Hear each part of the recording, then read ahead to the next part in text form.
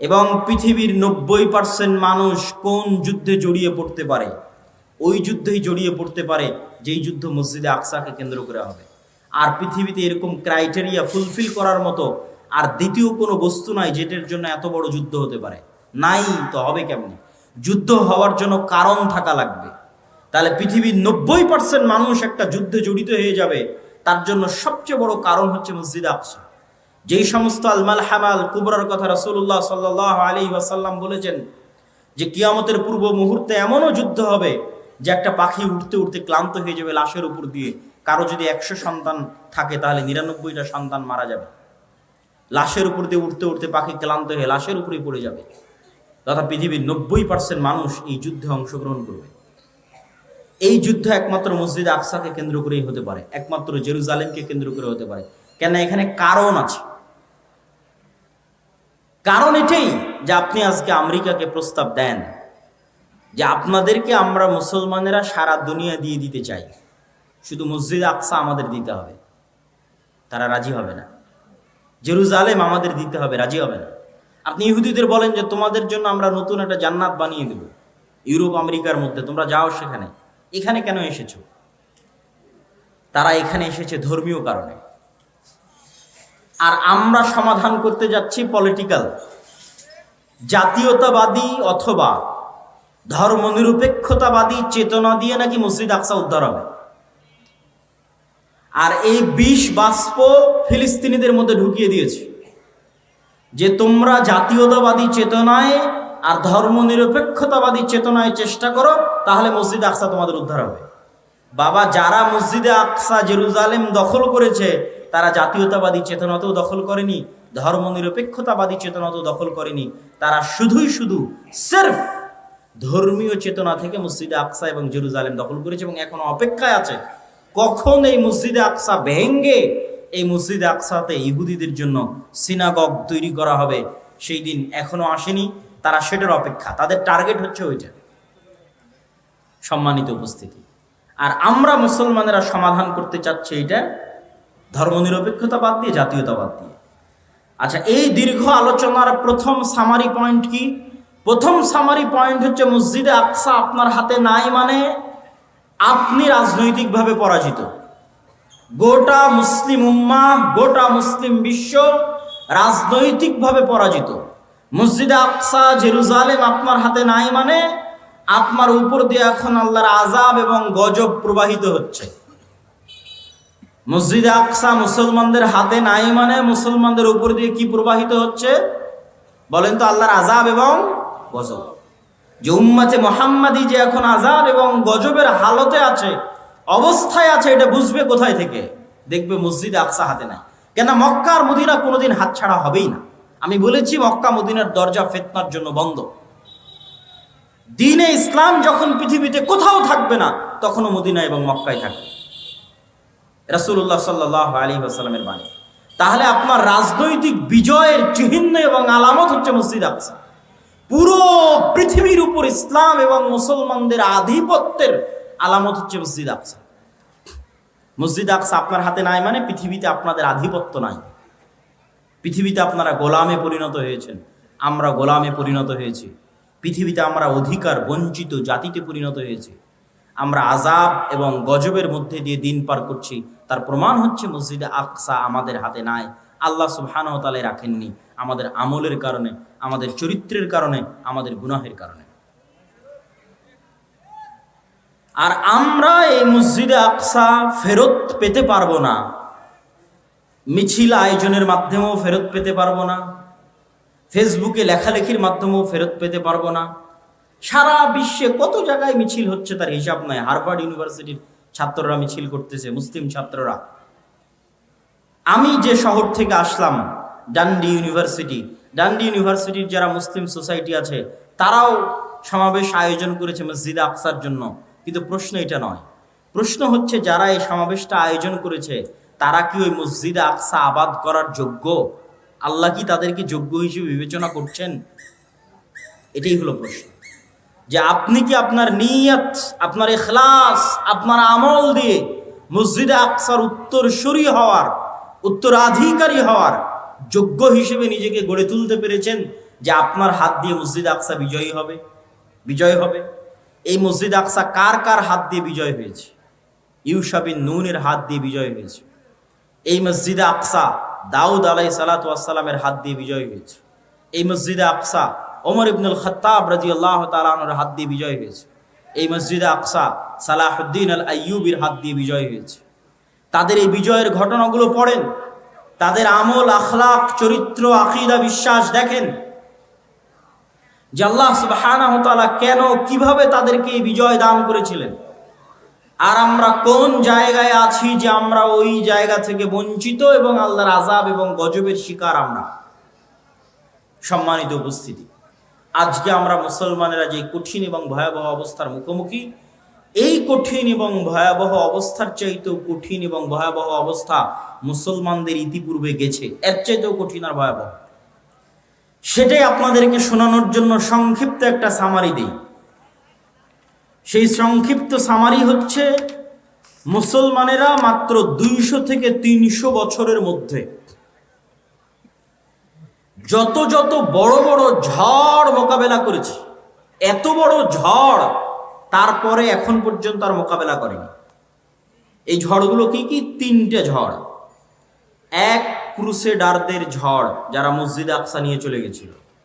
2, মঙ্গোলীয়দের ঝড়, যারা বাগদাদে লক্ষ লক্ষ মুসলমানকে জবাই করেছিল, মুসলমানদের খালিফাকে পর্যন্ত জবাই করেছিল, আব্বাসীয় খেলাফতের পতন ঘটিয়েছে। কর্ডোভা, গ্রানাডা এবং স্পেনের পতন। সুকুত, আন্দালুসের পতন, স্পেন, কর্ডোভা, গ্রানাডার পতন। 3টে। এই 3টার মধ্যে এখন 2টা চলমান আছে। আপনারা শুধু মসজিদে আকসার কথা জানেন, কর্ডোভার জামে মসজিদের কথা জানেন না। আল্লাহ সুবহানাহু ওয়া তাআলা আমাদেরকে মসজিদে আকসায় যাওয়া থেকে বঞ্চিত রেখেছে। ঠিক আমাদেরকে আল্লাহ সুবহানাহু ওয়া তাআলা, যদিও কর্ডোভার জামে মসজিদের আলাদা কোনো ফজিলত নাই, কিন্তু কর্ডোভার জামে মসজিদ যাদের টাকায় নির্মিত তারা আমাদের বাপদাদা। কথা কি আমার বুঝতে পারছেন? যেমন উমাইয়া খলিফারা মিশরের 7 বছরের রাজস্ব আয় মসজিদ আকসায় ব্যয় করেছিল, 7 বছরের রাজস্ব আয়। ঠিক তেমনি আন্দালুসের যারা খলিফা ছিল তারা বড় বড় বিজয়ের গনিমতের মাল জামে মসজিদ কর্ডোভায় ব্যয় করে দিয়েছে। জামে মসজিদ কর্ডোভা নিকট অতীতে তথা এখন কাবা এবং মদিনার যে সম্প্রসারণ হয়েছে এখন গত 20-30 বছরে, যে বিশাল সম্প্রসারণ, এই সম্প্রসারণের আগে পৃথিবীর সবচেয়ে বড় মসজিদগুলোর একটা মসজিদ, পৃথিবীর সবচেয়ে বড় মসজিদগুলোর একটা মসজিদ হচ্ছে জামে মসজিদ কর্ডোভা, আরবিতে বলা হয় কুরতুবা, যেখানে একই মসজিদে একই ফ্লোরে 70,000 অথবা তার চেয়ে বেশি মানুষ সালাত আদায় করতে পারবে একই ফ্লোরে। আর ওই মসজিদে এখন প্রবেশ করবেন, দেখবেন মসজিদ মূর্তিতে পরিপূর্ণ। মারিয়াম আলাইহা সালাতু ওয়াস সালাম এবং ঈসা আলাইহিস সালাতু ওয়াস সালামের মূর্তিতে পরিপূর্ণ মসজিদ, তথা খ্রিস্টানদের মা মেরি এবং জেসাস এবং মা মেরির মূর্তিতে পরিপূর্ণ। আর ওখানে একজন মুসলমানকেও ব্যক্তিগতভাবেও সালাত আদায় করতে দেওয়া হবে না। আপনি যদি চুল পরিমাণ আপনার অন্তরে ঈমান থাকে আর আপনি যদি স্পেনে গিয়ে জামে মসজিদ কর্ডোভায় প্রবেশ করেন, তো আপনার চোখ দিয়ে পানি বের হবেই হবে। প্রত্যেক যে মুসলমান যার অন্তরে চুল পরিমাণ ঈমান আছে, সে যদি স্পেনে যায় এবং জামে মসজিদ কর্ডোভায় প্রবেশ করে, তাহলে তার চোখ দিয়ে পানি পড়তে বাধ্য। যে সে মসজিদের মধ্যে দাঁড়িয়ে আছে, মেম্বার আছে, ছাদ আছে, বিশাল মসজিদ, কিন্তু সে সালাত আদায় করতে পারবে না, মসজিদে আজান হয় না। শুধু একটা মসজিদ নয়, এরকম পুরো কর্ডোভায় যত গির্জা আছে, পুরো গ্রানাডায়, পুরো স্পেনে যত গির্জা আছে, প্রত্যেকটা গির্জা মসজিদ। আপনি ধোকায় পড়ে যাবেন। বাহির থেকে দেখলে আপনি ধারণা করবেন এটা মসজিদ, কেননা মিনার আছে। বাহির থেকে দেখলে বুঝবেন মসজিদ, কেননা মেহরাব আছে। এটা মসজিদই, মিনার মেহরাব আছে মানে মসজিদ। ভিতরে যেয়ে দেখবেন যে মূর্তিতে পরিপূর্ণ, আসলেই মসজিদ। কিন্তু এখন আজানও নাই, একামতও নাই, মুসলমানও নাই।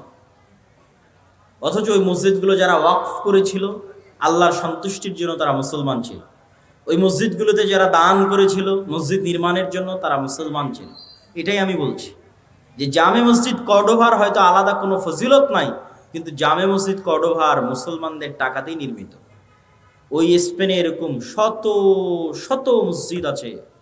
এটা এখন পৃথিবীর সবচেয়ে বড় গির্জাগুলোর একটা, ক্যাথিড্রাল বলে ওরা, যে biggest cathedral all over the world. সারা পৃথিবীর সবচেয়ে বড় গির্জাগুলোর একটা হচ্ছে এটা, জামে মসজিদ কর্তুবা।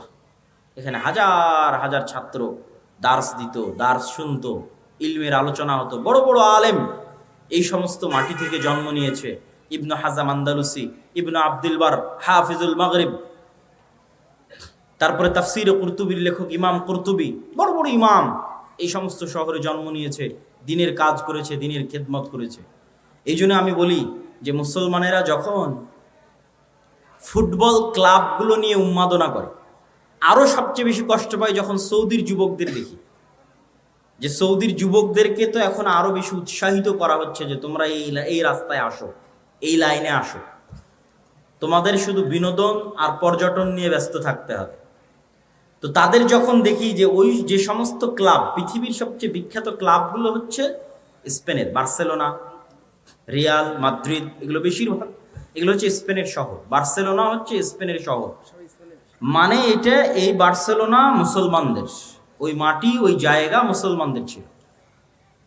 তাহলে আপনি যখন ওইটা নিয়ে উন্মাদনায় ব্যস্ত, তখন যদি আপনাকে নিয়ে গিয়ে আমি জামে মসজিদ কর্ডোবার মধ্যে দাঁড় করাই, কর্ডোবার মধ্যে দাঁড় করাই, সৌদি আরবের এই সমস্ত যুবকদেরকে নিয়ে গিয়ে যদি জামে মসজিদ কর্ডোভায় দাঁড় করানো হয় আর বলা হয় না এখন উন্মাদনা করো তোমার বার্সেলোনা নিয়ে আর রিয়াল আর মাদ্রিদ নিয়ে, কেন আল্লাহ তোমাদের কাছ থেকে মসজিদ ছিনিয়ে নিয়েছে?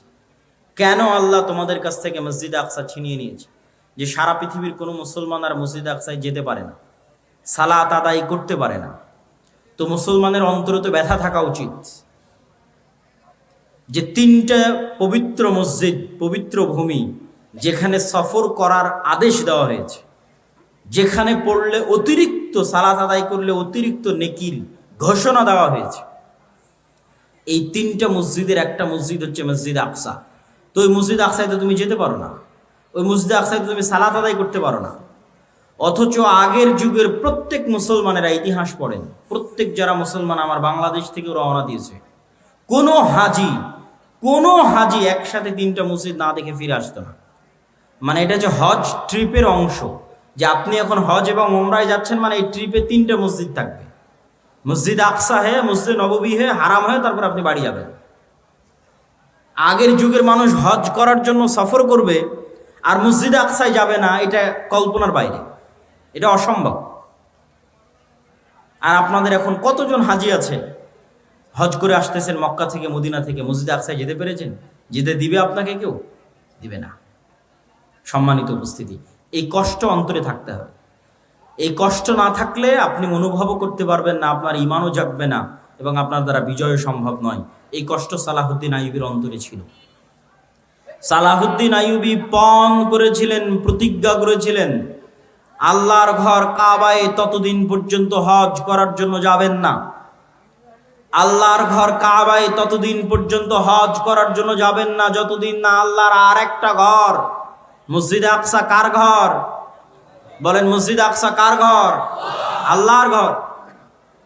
আমি ততদিন পর্যন্ত মক্কার কাবা জিয়ারতে যাব না যতদিন না আল্লাহ সুবহানাহু ওয়া তাআলার আরেকটি ঘর, যেটা মক্কার কাবা তৈরি হওয়ার 40 বছর পর তৈরি করা হয়েছিল, যেই ঘরে যুগে যুগে অসংখ্য নবী প্রেরিত হয়েছে, যেই এলাকাকে আল্লাহ আমাদের পবিত্র কোরআনে বরকতময় এলাকা বলে ঘোষণা করেছেন কয়েক জায়গায়, আমাদের পবিত্র কোরআনে পবিত্র ভূমি হিসেবে ঘোষণা করেছেন কয়েক জায়গায়, সেই আল্লাহর তৃতীয় ঘর মুক্ত না করা পর্যন্ত আমি সালাহুদ্দিন আইয়ুবী আল্লাহর আরেকটা ঘর জিয়ারতের জন্য যাব না। আগে আল্লাহ সুবহানাহু ওয়া তাআলার এই ঘর মুক্ত করব, তারপরে আমি আল্লাহ সুবহানাহু ওয়া তাআলার আরেক ঘর জিয়ারতের জন্য যাব। এই হিম্মত, এই চেষ্টা, এই আবেগ সালাহুদ্দিন আইয়ুবীর ছিল, এই জন্য তিনি বিজয় করতে পেরেছিলেন। তাহলে সর্বপ্রথম আমাদের অন্তরে, আমাদের সন্তানদের অন্তরে, আমাদের স্ত্রী পুত্র কন্যার অন্তরে, এমনকি ইতিহাসে লেখা আছে, এই ইতিহাসটার সত্য মিথ্যা আমার জানা নাই, তদন্ত করার সুযোগ হয়নি, যে সালাহুদ্দিন আইয়ুবী রাহিমাহুল্লাহর আব্বা তিনি বিবাহের সময় এই শর্তেই বিবাহ করেছিলেন যে এমন মেয়েকে বিবাহ করবেন যার অন্তরে মসজিদে আকসার ভালোবাসা আছে, এবং যেও চায় এমন একটি সন্তান জন্ম দিতে যে মসজিদে আকসা বিজয়ের জন্য তার জীবনকে বিলিয়ে দিবে। মসজিদে আকসা বিজয় করতে পারবে না পারবে সেটা পরের কথা, কিন্তু মসজিদে আকসা বিজয়ের জন্য তার জীবনকে বিলিয়ে দিবে, শহীদ হয়ে যাবে। এই নিয়ত কোন মেয়ের আছে তাকে আমি বিবাহ করতে চাই। সম্মানিত উপস্থিতি, সালাহুদ্দিন আইয়ুবী রাহিমাহুল্লাহর যে যুগ, আমি বলেছি তিনটে মহাবিপদ মুসলমানেরা একই সময় পার করেছে। আমি শুধু তারিখগুলো বলবো, তাহলে আপনি বুঝবেন যে কিভাবে তিনটে যুগ মুসলমানেরা এই সময়ের মধ্যে পার করেছে।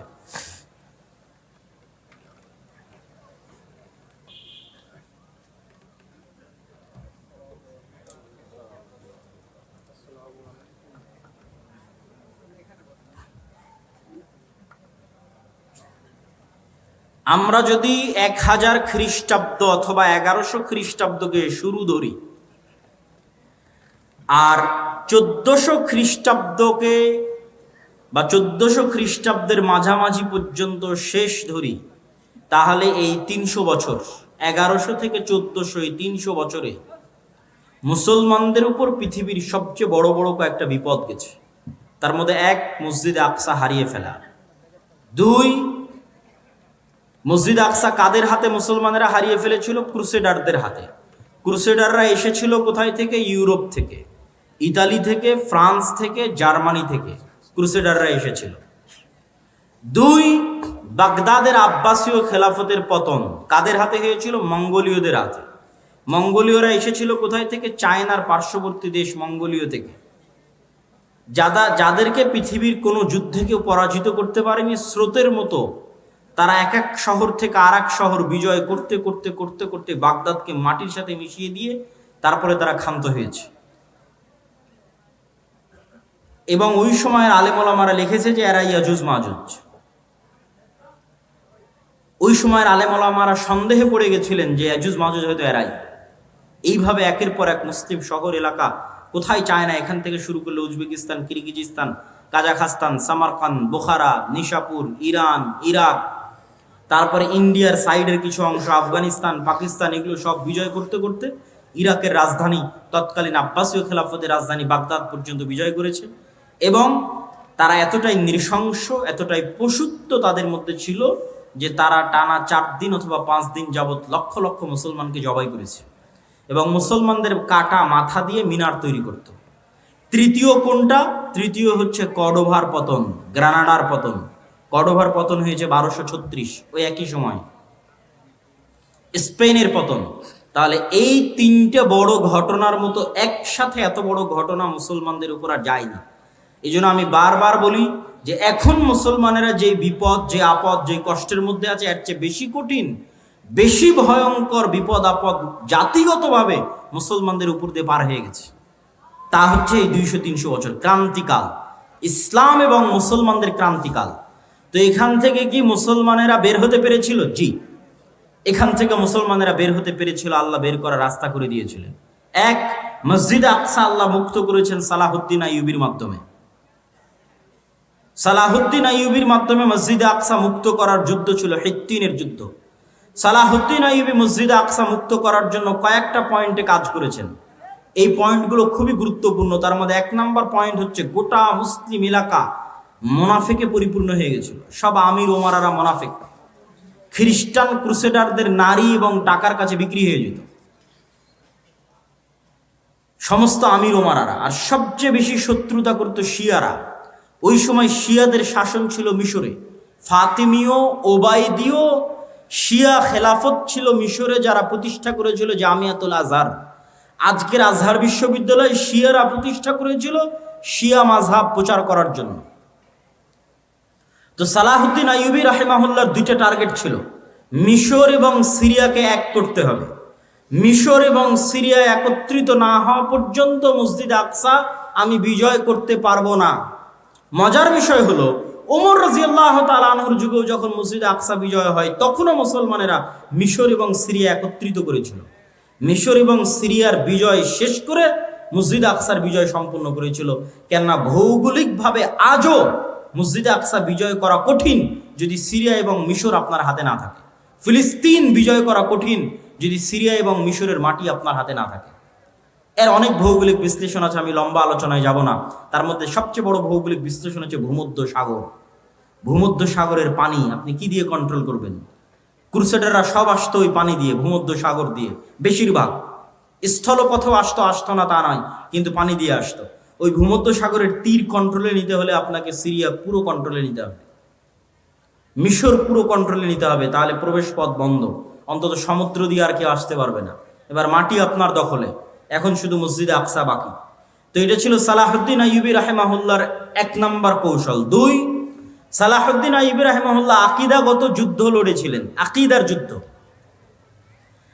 তিনি শিয়াদের বিরুদ্ধে যুদ্ধ করতে করতে ক্লান্ত হয়ে গেছে। যত বেশি মুসলমানদের বিরুদ্ধে সালাহুদ্দিন আইয়ুবী যুদ্ধ করেছিলেন, মুসলিম শাসক এবং মুনাফিকদের বিরুদ্ধে, তত যুদ্ধ উনি ক্রুসেডারদের সাথেও লড়েননি, তত যুদ্ধ উনি এই খ্রিস্টানদের সাথেও লড়েননি। ওনার দিনই পার হয়ে গেছে, সময় বয়সই পার হয়ে গেছে শুধু মুসলমানদের সাথে যুদ্ধ করতে করতে, মুসলিম আমির ওমারাদের মুনাফিকি দূর করতে করতে। তার একটা বড় কারণ ছিল শিয়া মাযহাব। এই শিয়া মাযহাব থেকে মিশরকে মুক্ত করার জন্য আরেকটা মাদ্রাসা প্রতিষ্ঠা হলো মাদ্রাসা নিজামিয়া। নিজামুল মুলক তিনি এই মাদ্রাসা প্রতিষ্ঠা করলেন। তার নামে মাদ্রাসার নাম হলো মাদ্রাসা নিজামিয়া। যে মাদ্রাসা নিজামিয়াকে প্রতিষ্ঠা করা হয়েছিল জামিয়াতুল আজহারের মোকাবেলায় শিয়া মাযহাবকে উৎখাত করার জন্য আরব বিশ্ব থেকে। এবং এই মাদ্রাসা নিজামিয়ার ছাত্রদের বড় ভূমিকা ছিল পরবর্তীতে মঙ্গোলীয়দের পতন ঘটাতে এবং পরবর্তীতে ক্রুসেডারদের পতন ঘটাতে এবং পরবর্তীতে শিয়া মাযহাব থেকে আরব বিশ্বকে মুক্ত করতে মাদ্রাসা নিজামিয়ার ছাত্রদের বড় অবদান ছিল। বড় বড় আলেম এই মাদ্রাসার ছাত্র। ইবনু আসাকির তারিখ দিমাশকের লেখক এই মাদ্রাসার ছাত্র, ইমাম গাজ্জালি এই মাদ্রাসার ছাত্র। এবং এই মাদ্রাসারই পরবর্তী উত্তরসূরিরা ছিলেন ইবনে কাসির, ইবনুল আসির, ইবনু তাইমিয়া। তাদের যুগের যারা, তারা আরো পরে এসেছেন, কিন্তু তার আগের যখন মাদ্রাসা প্রতিষ্ঠা হয় তখনকার কথা বলছি, সম্মানিত উপস্থিতি। তারপরে সালাহুদ্দিন আইয়ুবী রাহিমাহুল্লাহ মিশর বিজয় করার পর জামিয়াতুল আজহার থেকে শিয়া মাযহাবকে চিরদিনের জন্য নিষিদ্ধ করে দিলেন। এবং আজ পর্যন্ত, এখন পর্যন্ত মিশরে আর পরবর্তীতে শিয়া মাযহাব প্রবেশ করতে পারেনি, এবং জামিয়াতুল আজহার বা আজহার বিশ্ববিদ্যালয়ে শিয়া মাযহাব প্রবেশ করতে পারেনি। তারপরে এবার যখন তিনি জেরুজালেম বিজয়ের জন্য অভিযান শুরু করলেন, তখন সবচেয়ে বড় যুদ্ধটা হয়েছিল হিত্তিনের প্রান্তরে। আর ইউরোপ থেকে যারা এসেছিল, ইউরোপ হচ্ছে সব শীতকালীন দেশ, শীতকালীন কান্ট্রি। মুসলমানেরা শীতকালীন এরিয়া বিজয় করতে পারত না। স্পেন পর্যন্ত গিয়ে শেষ। স্পেনের সাথে লাগানো ফ্রান্স, স্পেনের সাথে লাগানো সীমানা ইতালির, ইতালি ফ্রান্স মুসলমানেরা বিজয় করতে পারেনি। তার সবচেয়ে বড় কারণ ছিল বরফ এবং শীত। তার পরবর্তীতে নৈতিক এবং চারিত্রিক অধঃপতন তো আছে। তারপর আজীবন ইস্তাম্বুল মুসলমানেরা বিজয় করতে পারেনি, কনস্টান্টিনোপল তখনও অবিজিত। যখনকার ঘটনা বলছি তখনও বিজয় হয়নি। এটা আমি আসবো ধীরে ধীরে এবং আমার বক্তব্য শেষের দিকে নিয়ে যাব। তাহলে কি হলো, সালাহুদ্দিন আইয়ুবী হিত্তিনের প্রান্তরে যুদ্ধ করছেন কাদের সাথে? যারা ওই সমস্ত এলাকা থেকে এসছে যেগুলোতে -ডিগ্রির শীত। তো এই জন্য সালাহুদ্দিন আইয়ুবী ওদেরকে নিয়ে চলে গেলেন মরুভূমিতে। যুদ্ধে পরাজয়ের ভান করে সবকে নিয়ে গেলেন মরুভূমিতে, যেখানে পানির কোনো ব্যবস্থা নাই, মাইল 50-100 কিলোমিটারের মধ্যে। আর চারিদিকে আগুন জ্বালিয়ে দিয়ে ব্যবস্থা করলেন গরমের, তাপের। যুদ্ধ ছিল জুন জুলাইয়ের মৌসুম। উপরে সূর্যের তাপ, নিচে মরুভূমির তাপ, আর চারিদিকে আগুনের তাপ। এই তাপ সহ্য করার জন্মগত ক্ষমতা আরবদের আছে, কেননা তারা মরুভূমিতেই বড় হয়েছে। আর যারা ক্রুসেডাররা এসেছে তারা সব এসেছিল শীত দেশ থেকে। এই জন্য গরমে গায়ের সব বর্ম, লোহার বর্ম তারা খুলে ফেলতে বাধ্য হয় এবং যুদ্ধে তাদের পরাজয় সুনিশ্চিত হয়। তবে মজার বিষয় কি? মজার বিষয় হচ্ছে ওমর রাদিয়াল্লাহু তাআলা আনহু মসজিদ আকসা বিজয় করেছেন, 1 ফোঁটা রক্ত পড়েনি। সালাহুদ্দিন আইয়ুবী মসজিদ আকসা বিজয় করেছেন, 1 ফোঁটা রক্ত পড়েনি। এবং আমি বিশ্বাস করি তৃতীয়বার যখন মসজিদ আকসা বিজয় হবে তখনও 1 ফোঁটা রক্ত পড়বে না। এই ধারাবাহিকতা বজায় থাকবে, আল্লাহ সুবহানাহু ওয়া তাআলা সেই ব্যবস্থা করে দিবেন, এটা বিশ্বাস করি অন্তর থেকে ইনশাআল্লাহ। সম্মানিত উপস্থিতি, তাহলে একটা গেল আল্লাহ সালাহুদ্দিন আইয়ুবীর মাধ্যমে মসজিদে আকসা বিজয় করলেন, আর একটা হচ্ছে আইনে জালুতের যুদ্ধ, মঙ্গোলীয়রা বাগদাদের পতন ঘটিয়ে এগিয়ে যাচ্ছে, তিনটা মসজিদ একত্রে তাদের দখলে চলে আসবে, জেরুজালেম দখলে আসবে, মক্কায় দখলে আসবে, মদিনা দখলে আসবে। তিনটা মসজিদকে বাঁচানোর মতো ওই সময় আর কোনো শক্তিশালী শাসক ছিল না, মামলুক, মিশরের মামলুকরা ছাড়া। সালাহুদ্দিন আইয়ুবীর পরপরই 50-100 বছরের মাথায় মঙ্গোলীয়দের এই ঘটনাগুলো। তখন মামলুকদের বাদশা ছিল সাইফুদ্দিন কুতজ, জাহিরুদ্দিন আল বেরবাস। তাদের সাথে যুদ্ধে সর্বপ্রথম মঙ্গোলীয়রা পরাজয় ঘটে। তাহলে একদিকে জেরুজালেম উদ্ধার হলো, মঙ্গোলীয়দের পরাজয় হলো। পরবর্তীতে মঙ্গোলীয়দের কি হলো? পরবর্তীতে মঙ্গোলীয়রা নিজেরা ইসলাম গ্রহণ করে নিল। এই জন্য আজকে যত পাকিস্তান, ইন্ডিয়াতে খান দেখেন, মুসলমানেরা সব খান, এরা সব হচ্ছে মঙ্গোলীয়দের বংশধর। মঙ্গোলীয়রা পরবর্তীতে সব ইসলাম গ্রহণ করে নিয়েছিল। তার সবচেয়ে বড় কারণ ছিল মঙ্গোলীয়রা ছিল অশিক্ষিত, মূর্খ, অসভ্য। আর তারা মুসলমানদের যে সমস্ত নারী পুরুষদের ধরে নিয়ে যেত, এরা সবাই ছিল শিক্ষিত, উচ্চ মার্গের শিক্ষিত মুসলমান নারী এবং পুরুষরা। তাদের সাথে বিবাহ বন্ধনে আবদ্ধ হওয়ায় ধীরে ধীরে ধীরে ধীরে তাদের পরবর্তী জেনারেশন ইসলাম গ্রহণ করে ফেলে। আর ক্রুসেডাররা কি হলো? ক্রুসেডাররা ফিরে চলে গেল ইউরোপে, এবং আজ অবধি তারা ক্রুসেড চালাচ্ছে, চলছেই ক্রুসেড। আচ্ছা, এই দুইটা সংকট কাটিয়ে উঠে মুসলমানদের কোনো অর্জন আছে? আছে। স্পেন মুসলমানেরা ফিরে পায়নি, কিন্তু স্পেনের পরিবর্তে আল্লাহ মুসলমানদেরকে, এরপরই স্পেনের পরিবর্তে আল্লাহ মুসলমানদের, এই দীর্ঘদিন যাবৎ মুসলমানেরা কুস্তুনতুনিয়া বিজয় করতে পারে না। কুস্তুনতুনিয়া বিজয়ের ইতিহাস পড়ে দেখেন, কত শত শত সাহাবি, আল্লাহর তাবি, সাহাবিদের তাবি এই কুস্তুনতুনিয়া যুদ্ধে শহীদ হয়েছে। যত চেষ্টা করেছে পারেনি। আবু আইয়ুব আল আনসারী রাদিয়াল্লাহু তাআলা আনহু এই কুস্তুনতুনিয়া বিজয় করতে এসে শহীদ হয়ে গেছে। এই কুস্তুনতুনিয়া বিজয়ের তৌফিক আল্লাহ দিলেন কখন? ক্রুসেডারদের হাতে মসজিদে আকসা হারানোর পরে, আবার মসজিদে আকসা ফিরে পাওয়ার পরে। মঙ্গোলীয়দের হাতে মুসলমানদেরকে চরম শাস্তি এবং আযাব দেওয়ানোর পরে, আবার মঙ্গোলীয়দের হাত থেকে সে আযাব এবং শাস্তি থেকে মুক্তি দেওয়ার পরে। আর স্পেনের গ্রানাডা এবং কর্ডোভার পতনের পরে মুসলমানেরা ইস্তাম্বুল বা আজকের তুরস্ক বিজয় করে, মুহাম্মদ আল ফাতেহ, এবং উসমানীয় খেলাফতের কায়েম হয়। এবং উসমানীয় খেলাফত আমলে মুসলমানদের শান শওকত, শক্তি, সামর্থ্য বহাল ছিল। আমি আগেই বলেছি, মুসলমানদের রাজনৈতিক বিজয়ের চিহ্ন কি? মসজিদ আকসা আপনার হাতে আছে কিনা? উসমানীয়দের হাতে মসজিদে আকসা ছিল। তারা মসজিদে আকসায় কোনো ইহুদিকে জমি ক্রয়ের পর্যন্ত সুযোগ দেয়নি উসমানীয়রা। কেন? ইহুদিদের ব্রেন ছিল খুব শার্প। তারা আগে জমি ক্রয় করে সেখানে তাদের বসতি স্থাপন করতে চাচ্ছিল উসমানীয় খেলাফতের শেষ আমলে। আজ আমরা এই বিপদে কেন?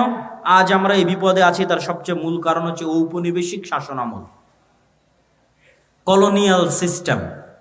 পৃথিবীর প্রায় সব মুসলিম দেশই, দুই একটা বাদ দিয়ে, প্রায় সব মুসলিম দেশই ইস্তেমার, আরবিতে বলে ইস্তেমার, বাংলায় বলে উপনিবেশ, ইংরেজিতে বলে কলোনি।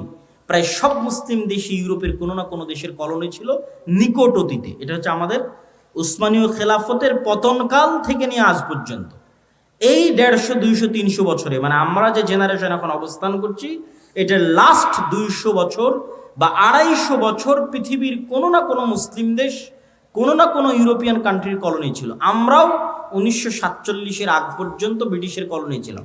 তো 1947 তো ভাই এই কয়দিন আগের কথা। অনেকের দাদাও এখনো জীবিত আছে যারা 47 দেখেছে, এখনো জীবিত আছে। তো 47 তো কালকের কথা। তো 47-এর আগ পর্যন্ত আমরা ব্রিটিশদের গোলাম ছিলাম। এরকম সারা পৃথিবীর প্রায় সব মুসলিম দেশ কোনো না কোনো ইউরোপিয়ান কান্ট্রির গোলাম ছিল। এবং এর উপর আমার লম্বা বিস্তারিত আলোচনা আমি গতকাল করেছি। এই গোলামের নিজাম থেকে ওই ব্রিটিশরা যেমন পুরো ভারতকে 3 ভাগে ভাগ করে দিল, বাংলাদেশ, পাকিস্তান এবং ইন্ডিয়া, ঠিক ওই ব্রিটিশরা যখন তাদের আরবে কলোনি ছিল, তখন তারা আরবকে এমনভাবে ভেঙে চূর্ণ বিচূর্ণ করে দিল। কাতার নামে পৃথিবীতে কোনো দেশই ছিল না, আরব আমিরাত নামে পৃথিবীতে কোনো দেশই ছিল না, জর্ডান নামে পৃথিবীতে কোনো দেশই ছিল না, ইসরায়েল নামে পৃথিবীতে কোনো দেশই ছিল না, লেবানন নামে পৃথিবীতে কোনো দেশই ছিল না। ঠিক তেমনি বাংলাদেশ বা পাকিস্তান নামে পৃথিবীতে কোনো দেশ ছিল না। এগুলো সব ওই যে ইস্তেমার, কলোনিয়াল সিস্টেম। ওরা যখন এই দেশগুলো ছেড়ে গেছে, তখন ডিভাইড অ্যান্ড রুল, ভাগ করে গেছে, নতুন দেশ তৈরি করে গেছে। তো ওই শাম সিরিয়াকে জর্ডানে ভাগ করেছে, লেবাননে ভাগ করেছে, একটু দিয়েছে জর্ডান, একটু দিয়েছে লেবানন, একটু দিয়েছে কাতার, একটু দিয়েছে আরব আমিরাত, একটু দিয়েছে বাহরাইন, একটু একটু করে দিয়ে ওর মধ্যে থেকে ইসরায়েল বের করেছে। ওর মধ্যে থেকে অল্প একটু জায়গা বের করেছে ইসরায়েলের জন্য, অনেক দীর্ঘদিনের সুপরিকল্পনার ফসল এবং মুসলমানদের অধপতনের ফসল, মুসলমানদের উপর আল্লাহর আযাব এবং গজবের যে আলামত সেটার প্রমাণ। আর এই আযাব এবং গজব থেকে উদ্ধার হওয়া সম্ভব নয় আমল এবং ইমানে পরিবর্তন ছাড়া। আমল এবং ইমানে পরিবর্তন ছাড়া সম্ভব নয়। আমি আপনাকে চ্যালেঞ্জ দিয়ে বলতে পারি, যেই ইহুদিরা ইসরায়েলে আছে তারা তাদের ধর্ম পালনে, আপনারা আপনাদের ধর্ম পালনে যতটুকু অ্যাক্টিভ তার চেয়ে বেশি অ্যাক্টিভ। কথা মনে হয় আমার বুঝতে পারেননি। আপনাদের কতজনের মুখে দাঁড়িয়ে আছে, আর ইহুদি একটা পল্লী মহল্লায় গিয়ে দেখবেন ওদের কতজনের মুখে দাঁড়িয়ে আছে। ইহুদিরা সারা পৃথিবীর মানুষকে চায় যে তারা খারাপ থাকুক, কিন্তু তারা নিজেরা ভালো থাকবে। সারা পৃথিবীর মানুষ মদ খেলে, জুয়া খেললে তাদেরকে গোলাম বানানো সহজ, কিন্তু তাদের সন্তানেরা যদি জুয়া খেলে, মদ খায়, তাহলে তারা পৃথিবী শাসন করতে পারবে না। এই জন্য এটা তাদের এজেন্ডা যে তাদের সন্তানেরা মদ, জুয়া, ফ্রি ফায়ার, পাবজি খেলবে না, কিন্তু তারা পৃথিবীতে এমন সিস্টেম তৈরি করবে যে মুসলমানের সন্তান জন্ম হওয়ার পর থেকে মদ, জুয়া, আড্ডা, গাঞ্জা, ফ্রি ফায়ার, পাবজি নিয়ে পড়ে থাকবে। তাহলে এরা হবে কি, এদের অবস্থা হবে গরু ছাগলের মতো। কেননা যে নেশাখোর, যে জুয়াখোর, সে গরু ছাগল। তার পৃথিবীতে কেন, বাড়ি, দেশে কেন, এলাকায় কেন, বাড়িতে পর্যন্ত শাসন ক্ষমতা কায়েম করতে পারবে না।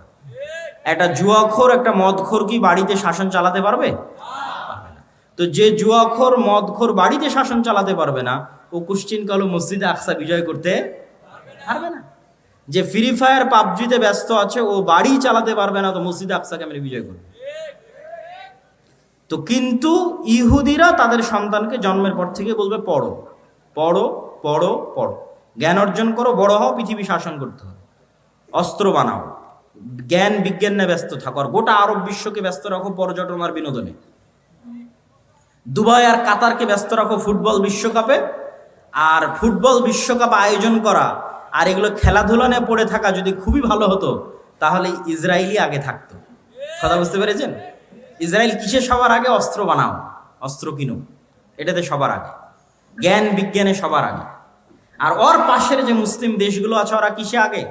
ওরা হচ্ছে পর্যটনের জন্য বানাও, বিনোদনের জন্য বানাও, টাকা অঢেল, কিন্তু সব খরচ করছে পর্যটন বিনোদনে। এই জন্য আল্লাহর গজব আরো কন্টিনিউ হচ্ছে, আরো দীর্ঘস্থায়ী হচ্ছে। এই গজব থেকে মুসলমানদের বের হতে হলে দ্বীনে ফিরে আসতে হবে। মুসলমানদের সবচেয়ে বড় শক্তির জায়গা হচ্ছে তাদের দ্বীন, তাদের আকীদা, তাদের বিশ্বাস। সারা পৃথিবীতে তারা শিখিয়েছে যে তোমরা সন্তান কম নাও, আর কোনো ইহুদি ফ্যামিলি পাবেন না যেখানে 6টা 7টা করে বাচ্চা নাই, পাবেন না। আপনি নিজে আজকে তদন্ত করতে পারেন, কেন এরা পৃথিবীর খুবই রহস্য ঘেরা একটা জাতি। এদের বিষয়ে কোনো তথ্য পাবেন না, এদের বিষয়ে গবেষণা করতে গেলে আপনি দেখা যাচ্ছে আউট হয়ে যাবেন পৃথিবী থেকে। অত্যন্ত রহস্য ঘেরা একটা জাতি, অনেক অল্প সংখ্যক। কিন্তু যদি আপনার পক্ষে সম্ভব হয়, বিশেষ করে যে সমস্ত মুসলমান ভাইয়েরা ইউরোপে আছেন, তারা ইহুদি পল্লীগুলোতে গিয়ে দেখবেন তাদের কয়টা করে সন্তান, আর তাদেরই এনজিওগুলো আপনার মুসলিম এলাকায় গিয়ে বলতেছে তোমাদের সন্তান কমাও। এই জন্য তারা টার্গেট করে, ইচ্ছা করে ফিলিস্তিন, গাজায় শিশুদেরকে হত্যা করতেছে। ঠিক যেমন ফেরাউন বানু ইসরায়েলের শিশুদেরকে হত্যা করত। তাহলে দুইভাবে আপনার শিশুকে হত্যা করতেছে, এক বম মেরে হত্যা করতেছে, আর এক আপনার মাথায় দিয়ে দিয়েছে যে আপনি 2টার বেশি যেন সন্তান না নেন। কিন্তু সে জন্ম দিচ্ছে 6টা 7টা 8টা 10টা করে। এই জন্য ওদের এরকম কোনো ছোট গাড়ি থাকে না। আমাদের যে ছোট কারগুলো, এই ছোট কারগুলো তারা ইউজ করে না, তারা ইউজ করে বড় 4, 6, 7 সিটের 4 হুইলার জিপ, যাতে ফুল ফ্যামিলি নিয়ে যাতায়াত করা যায়। কারণ ফ্যামিলি তো 2টা সদস্য না, 6টা 7টা সদস্য, তো ছোট কারে তো হবে না। তারা সারা পৃথিবীতে সুদি বিজনেস তৈরি করে রেখেছে, কিন্তু তারা নিজেরা পরস্পরের সাথে সুদি লেনদেন করে না। মানে এক ইহুদি আর এক ইহুদির সাথে সুদি লেনদেন করবে না, কিন্তু ওই ইহুদি আবার পৃথিবীর সবচেয়ে বড় সুদি কোম্পানির মালিক। তার মানে সারা দুনিয়ার মানুষের টাকা সুদের নামে কবজা করে নাও, কিন্তু তুমি যখন আর এক ইহুদিকে ধার দিবা তখন করজে হাসানা দিবা, সুদ নয়। যেগুলো বলতেছি এগুলো দেখা বলতেছি, আপনারাও চাইলে পরীক্ষা করতে পারেন। এই রকম বড় বড় দাড়ি থাকবে তাদের, ৮০ থেকে ৯০%। ৩ ওয়াক্ত সালাত আদায় করবে, তাদের মসজিদের নাম সিনাগগ। ৩ ওয়াক্ত সালাতের জন্য মসজিদে যাবে এবং এরকম লম্বা দাড়ির সাথে যাবে। তাহলে তাদের সাথে আমাদের শত্রুতা কি? আমাদের আকীদা বিশ্বাসে কিন্তু অনেক মিল আছে। খ্রিস্টানেরাও অপেক্ষায় আছে একজন মাসিহ আসবে, ইহুদিরা অপেক্ষায় আছে একজন মাসিহ আসবে, আমরাও অপেক্ষায় আছে একজন মাসিহ আসবে। তাহলে আকীদায় মিল হলো না ভাই? আকীদায় মিল আছে। আর মাসিহ তো আসবেই, ঈসা মাসিহ। কিন্তু কার জন্য উদ্ধারকারী হয়ে আসবেন সেটাই হলো প্রশ্ন। খ্রিস্টানদের জন্য উদ্ধারকারী হয়ে আসবেন, না মুসলমানদের জন্য উদ্ধারকারী হয়ে আসবেন, না ইহুদিদের জন্য উদ্ধারকারী হয়ে আসবেন? কোরআন এবং হাদিস বলছে মাসিহ আসবে দুইটা, একটা মাসিহ আদ-দাজ্জাল আর একটা ঈসা মাসিহ। মাসিহ আদ-দাজ্জাল হবে ইহুদিদের উদ্ধারকারী, আর ঈসা আলাইহিস সালাতু ওয়াস সালাম হবেন মুসলমানদের উদ্ধারকারী। সম্মানিত উপস্থিতি, এরকম আকীদা বিশ্বাসে আরো মিল আছে। তারাও এক, পৃথিবীতে এক আল্লাহর ইবাদত করে, মানে আল্লাহর একত্ববাদে বিশ্বাস করে সামান্যতম হলেও। তাদের মধ্যেও শিরক আছে, কিন্তু যেমন আমাদের ব্রেলভী ভাইয়েরা যেমন তাদের মধ্যে শিরক থাকলেও তারা এক আল্লাহ বিশ্বাস করে, এরকম এক আল্লাহ বিশ্বাস করে। দিনের মধ্যে একটা দিন হচ্ছে ইহুদি দিন। ইহুদিরা খ্রিস্টানদের মতো তৃত্ববাদে বিশ্বাস করে না। খ্রিস্টানরা কিন্তু 3টে দিনে বিশ্বাস করে, 3টে রব বা খোদায় বিশ্বাস করে। তারা একটাই বিশ্বাস করে। মুসলমানেরাও একটাই বিশ্বাস করে। তাহলে শত্রুতা কোথায়? শত্রুতা আমাদের পক্ষ থেকে নয়। মুসলমানেরা কোনোদিনই জাতিগতভাবে ইহুদিদের সাথে শত্রুতা করেনি। ওমর রাদিয়াল্লাহু তাআলা আনহুকে খ্রিস্টান পাদ্রীরা জোর করে লিখিয়েছে চুক্তির মধ্যে, যে আপনি লেখেন চুক্তিতে যে জেরুজালেমে আপনি কোনো ইহুদিকে বসবাস করতে দিবেন না। নিজে থেকে বলেইনি কখনো। ওমর রাদিয়াল্লাহু তাআলা বরং তাদের সাথে এটা বলে রেখেছে যে তোমরা যত কড়া করে বলতেছে, এত কড়া করে তো করা ঠিক হবে না। তারা চাচ্ছিল, পাদ্রীরা চাচ্ছিল যে কোনো ইহুদি যেন আসতেই না পারে, এবং তারা আসতে দিত না। ঈসা আলাইহিস সালাতু ওয়াস সালামের মৃত্যুর পর থেকে নিয়ে ওমর রাদিয়াল্লাহু তাআলা আনহুর মসজিদ আকসা বিজয়ের আগ পর্যন্ত খ্রিস্টানরা কোনো ইহুদিকে জেরুজালেমে প্রবেশ করতে দিত না। তো ওমর রাদিয়াল্লাহু তাআলা বলছে, এত বড় অমানবিক আইন আমি কিভাবে বাস্তবায়ন করতে পারি? তখন খ্রিস্টানরা বললো, ঠিক আছে, আপনি যদি এত বড় আইনকে অমানবিক বলেন, তাহলে এতটুকু অন্তত আমাদের কনফার্মেশন দেন যে আপনি এই জেরুজালেমে ইহুদিদের স্থায়ী বসবাস করতে দিবেন না। আসুক, এসে মসজিদ আকসা দেখে ঘুরে চলে যান, তাদের পবিত্র জায়গা যেগুলো আছে সেগুলো দেখে ফেরত চলে যান। ওমর রাদিয়াল্লাহু তাআলা বলেন, ঠিক আছে। ইহুদিদের সাথে জাতিগত বিদ্বেষ কখনই মুসলমানেরা করে। ইহুদি লেখকরা লিখে গেছে যে তাদের যে পুরো জাতির হিস্ট্রি, এই হিস্ট্রির মধ্যে তাদের সবচেয়ে স্বর্ণযুগ ছিল স্পেন। স্পেনে যখন মুসলমানদের শাসন ছিল, তখন সারা পৃথিবীর নির্যাতিত অত্যাচারিত ইহুদিরা স্পেনে এসে আশ্রয় নিয়েছিল, আর মুসলিম বাদশাহ শাসকরা তাদের আশ্রয় দিয়েছিল, মানবিক কারণে আশ্রয় দিয়েছিল। কেন? সারা পৃথিবীতে খ্রিস্টানরা তাদের উপর অত্যাচার করতো, জুলুম করতো, আর এটা তাদের উপর আল্লাহ গাজাব এবং গজব হিসেবে কোরআনে লিখে রেখেছেন যে এটা তাদের জন্য আযাব এবং গজব, যে তাদের কোনো দেশ হবে না আলাদা, স্বাধীন কোনো দেশ তাদের জন্য হবে না। তো এই জন্য জাতিগত বিদ্বেষ আপনি মুসলমানদের থেকে পাবেনই না। তাহলে সমস্যা তাদের পক্ষ থেকে, তাদের অন্তরে এটা চরম আকারে সুপারিয়রিটি। পৃথিবীর সবচেয়ে ভয়ঙ্কর 2টা জাতি সুপারিয়রিটিতে বিশ্বাস করে, একটা হিন্দুদের মধ্যে ব্রাহ্মণ, আর একটা হচ্ছে ইহুদি। চরম আকারের সুপারিয়রিটিতে বিশ্বাস করে যে আমরা ডাইরেক্ট খোদার সন্তান, নাউজুবিল্লাহ, আল্লাহর সন্তান। ব্রাহ্মণেরা বিশ্বাস করে আমরা আল্লাহর মাথা থেকে তৈরি হয়েছি, ওরা বিশ্বাস করে আমরা আল্লাহর সন্তান। পৃথিবীতে আমরা বাদের যারা আছে সব আমাদের গোলাম, সবার বউ আমাদের জন্য হালাল, সবার ছেলে মেয়েকে জবাই করাও আমাদের জন্য হালাল, এতে আমাদের কোনো গুনাহ হবে না।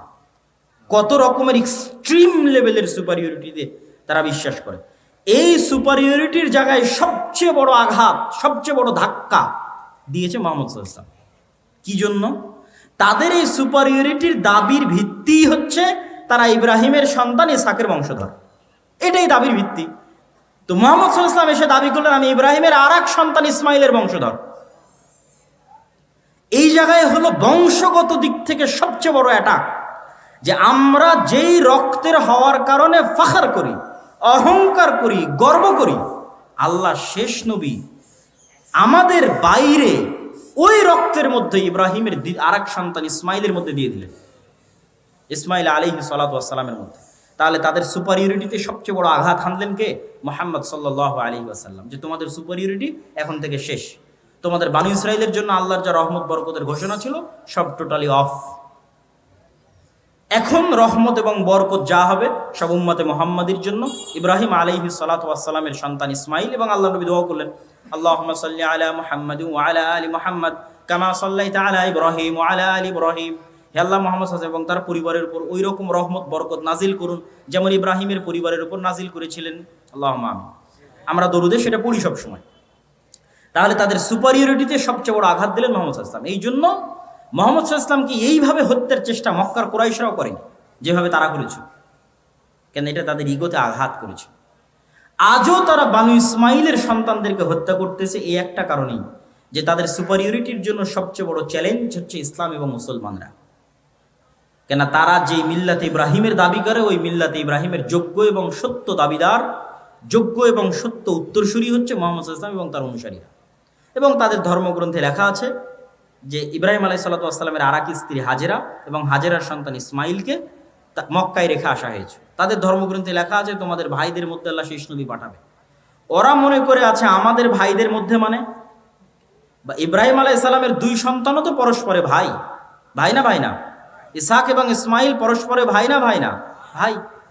তারা মনে করে আছে যে ইয়াকুব আলাইহিস সালামের 12 সন্তান, আমরা পরস্পরে ভাই, আমাদের মধ্যে থেকে আল্লাহ শেষ নবী পাঠাবে, এই অপেক্ষায় তারা আছে। কিন্তু আল্লাহ সুবহানাহু ওয়া তাআলা তাদের ভাইদের মধ্যেই শেষ নবী পাঠিয়েছেন, সেটা তাদের আদি ভাই ইয়াকুবের পিতা ইসহাক আলাইহিস সালাতু ওয়াস সালামের রক্তের ভাই ইসমাইল আলাইহিস সালাতু ওয়াস সালামের বংশে আল্লাহ সুবহানাহু ওয়া তাআলা শেষ নবী পাঠিয়েছে। সম্মানিত উপস্থিতি, এই হিংসার কারণে, এই বিদ্বেষের কারণে তারা মুসলমান এবং ইসলামদেরকে সমূলে ধ্বংস করে দিতে চায়। কেন তারা জানে তাদের পতন যদি কারো হাতে হয় মুসলমানদের হাতেই হয়। এটাই হলো সমস্যা। যেমন ফেরাউন জানতো তার পতন যদি কারো হাতে হয় বানু ইসরাইলের হাতে হয়, তারাও জানে আমাদের পতন যদি কোনোদিন কারো হাতে হয় তাহলে মুসলমানদের হাতে হবে।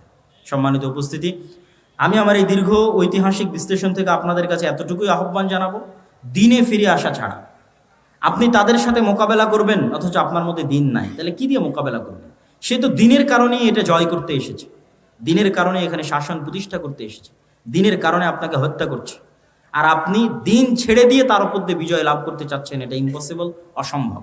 একদল মানুষ যদি দিন পালন করে আল্লাহর উপর ভরসা করে বের হয়ে আসে তাহলে তাদের হাতে আল্লাহ সুবহানাহু ওয়া তাআলা মসজিদে আকসা বিজয় দিবেন, এটা আল্লাহর ওয়াদা।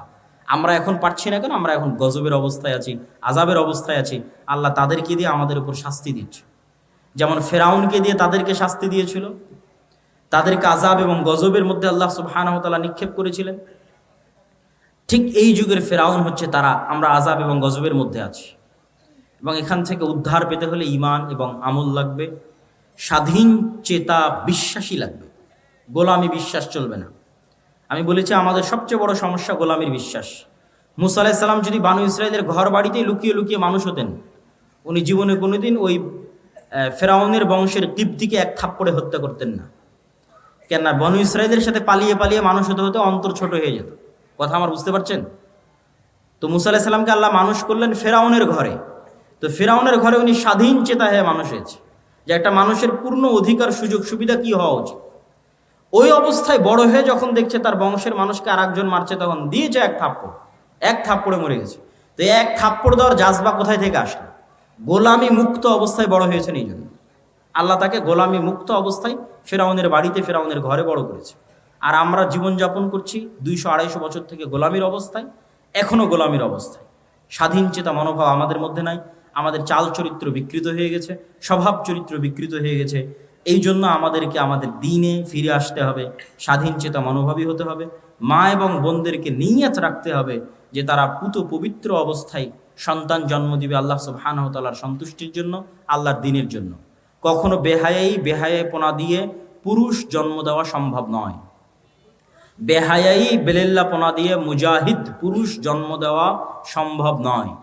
বেহায়াইর মধ্যে মেয়েলি পুরুষ জন্ম নিতে পারে। কথা আমার বুঝতে পারছেন? যখন একটা সমাজে পরিপূর্ণরূপে বেহায়াই ছড়িয়ে পড়ে তখন ওই সমাজের পুরুষরা কি হয়ে যায়? মেয়েলি পুরুষ হয়ে যায়। আমাদের সমাজে যদি বেহায়াপনা বেলেল্লাপনা বেশি ছড়িয়ে পড়ে তাহলে আমাদের মধ্যে আর পুরুষের রক্তই নাই, সব মেয়েলি পুরুষ হয়ে গেছে। এদের দিয়ে কোনোদিন জেহাদও হবে না, এদের দিয়ে মসজিদে আকসাও বিজয় হবে না। তাহলে পুরুষ জন্ম দিতে হবে। পুরুষকে জন্ম দিতে পারবে পুত পবিত্র বেহায়াপনা বেলেল্লাপনা মুক্ত অবস্থায় যে থাকবে সে পুরুষ, সিংহ, বাঘ, বীর সিংহ সালাহুদ্দিন আইয়ুবী, তারেক বিন জিয়াদের মতো সন্তান জন্ম দিতে পারবে, স্বাধীন চেতা সন্তান জন্ম দিতে পারবে, মেয়েলি পুরুষ নয়। এই জন্য পর্দার গুরুত্ব আছে ইসলামে। সম্মানিত উপস্থিতি, বক্তব্য আলোচনা করতে গেলে আরও দীর্ঘায়িত হয়ে যাবে। আমরা আজকে যে উদ্দেশ্যে এখানে একত্রিত হয়েছি সেটা হচ্ছে দাওয়া ইলাল্লাহর পক্ষ থেকে মসজিদ ভিত্তিক দিন শিক্ষা কার্যক্রম।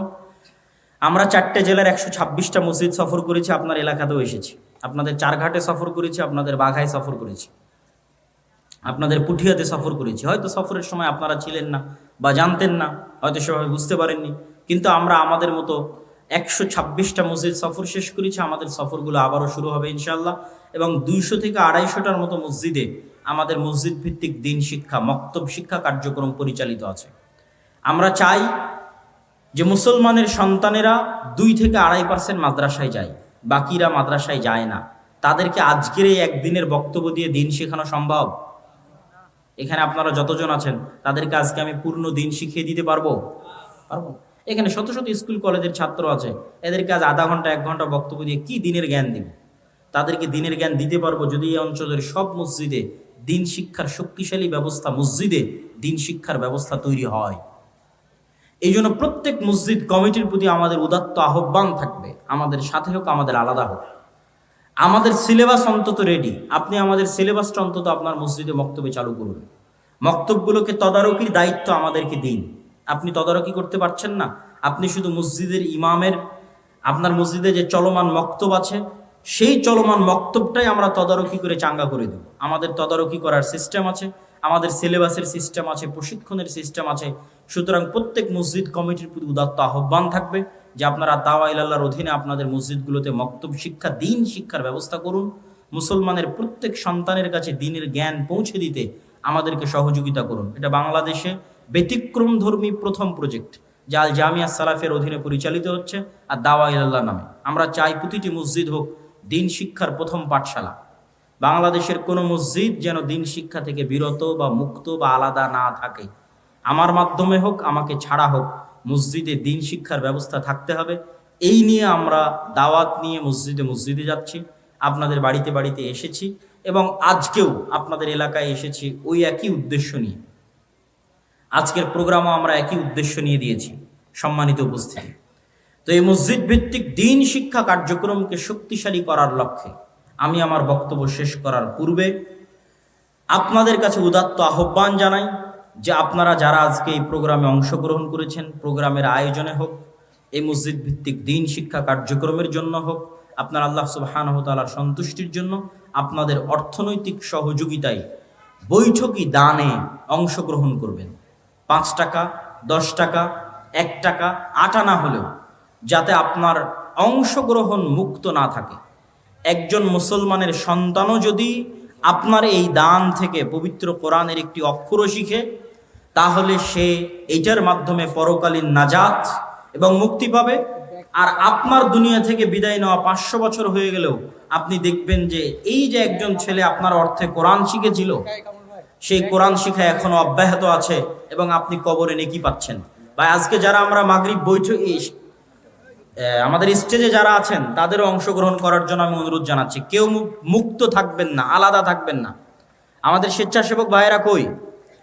তারা ডান দিক এবং বাম দিক থেকে ভেতরে ঢুকবেন।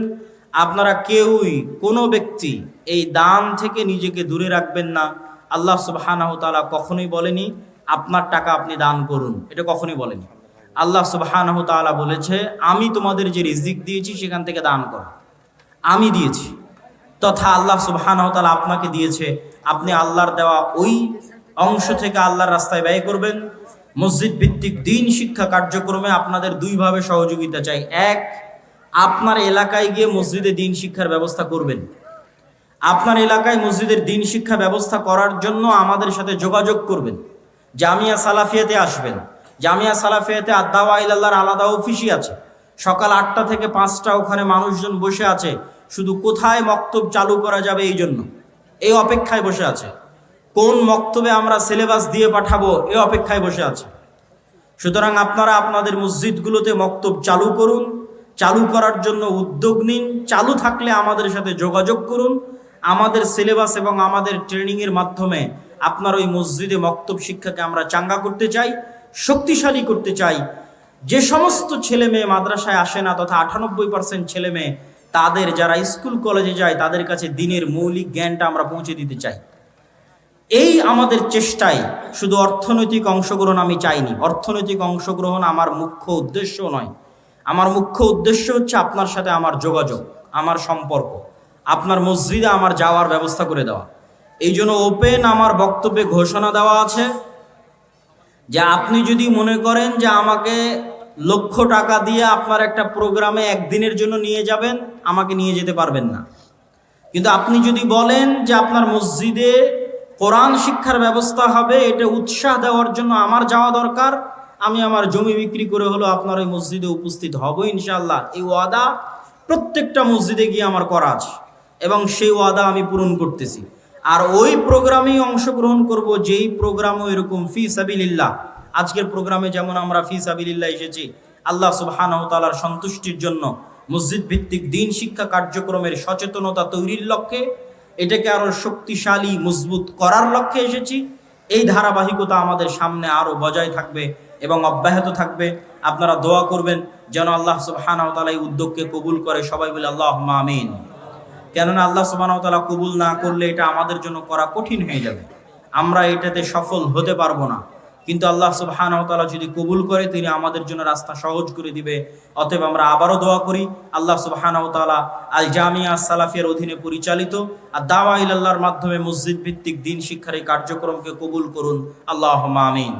সম্মানিত উপস্থিতি, এখান থেকে যখন আপনারা আলোচনা শেষে বিদায় নেবেন, তখন বিদায় নিয়ে যাওয়ার পূর্বে আমাদের মাসিক আল ইতিসামকে মূল্যায়ন করার চেষ্টা করবেন। বাংলাদেশের একমাত্র পত্রিকা যার ফতোয়া বোর্ডে ভারতের জামিয়া সালাফিয়া বানারসের মুহাদ্দিসরাও বসে, একমাত্র পত্রিকা বাংলাদেশের যার ফতোয়া বোর্ডে শুধু বাংলাদেশের আলেমরা নয়, ভারতের আহলে হাদিসদের সবচেয়ে বড় প্রতিষ্ঠান জামিয়া সালাফিয়া বানারসের বড় বড় বিজ্ঞ ওলামায়ে কেরাম এই ফতোয়া বোর্ডে অংশগ্রহণ করে থাকেন, যারা এখন আল জামিয়া সালাফিয়া ডাঙ্গিপাড়া পবা রাজশাহীর শিক্ষক হিসেবেও দায়িত্ব পালন করছেন। বাংলাদেশের একমাত্র শিক্ষা প্রতিষ্ঠান যেখানে এত বেশি পরিমাণে বিদেশি যোগ্য শিক্ষক দার্স প্রদান করে থাকেন, যারা আল জামিয়া সালাফিয়া বানারস ভারতের আহলে হাদিসদের সবচেয়ে বড় প্রতিষ্ঠান থেকে আগত। এটা বাংলাদেশের একমাত্র ব্যতিক্রম প্রতিষ্ঠান জামিয়া সালাফিয়া ডাঙ্গিপাড়া পবা রাজশাহী। এবং এখানে অচিরেই সৌদি থেকেও মদিনা ইসলামী বিশ্ববিদ্যালয়ের সাথে সম্পৃক্ত শিক্ষকগণ আসবেন। আমরা সেই আশায়, সেই অপেক্ষায় দিন কাটাচ্ছি। ইতিমধ্যেই 3 জন মদিনা ইসলামী বিশ্ববিদ্যালয়ের সাবেক শিক্ষক 10 দিন ব্যাপী জামিয়া সালাফিয়া ডাঙ্গিপাড়া পবা রাজশাহীতে দার্স দিয়ে গেছেন। এই ধারাবাহিকতা সামনে অব্যাহত থাকবে ইনশাআল্লাহ। পাশাপাশি আমাদের যে বইগুলো আছে এবং আপনাদের শ্রদ্ধেয় শায়েখ আব্দুর রাজ্জাক বিন ইউসুফ হাফিজাহুল্লাহর যে বইগুলো আছে, সে বইগুলো মূল্যায়ন করার চেষ্টা করবেন। মিন্নাতুল বারি, আমরা হাদিস মানতে বাধ্য, আইনে রাসূল দোয়া অধ্যায়, উপদেশ, কে বড় ক্ষতিগ্রস্ত, কে বড় লাভবান, আদর্শ পরিবার। পাশাপাশি আমার আম্মার কিছু বই আছে যে বইগুলো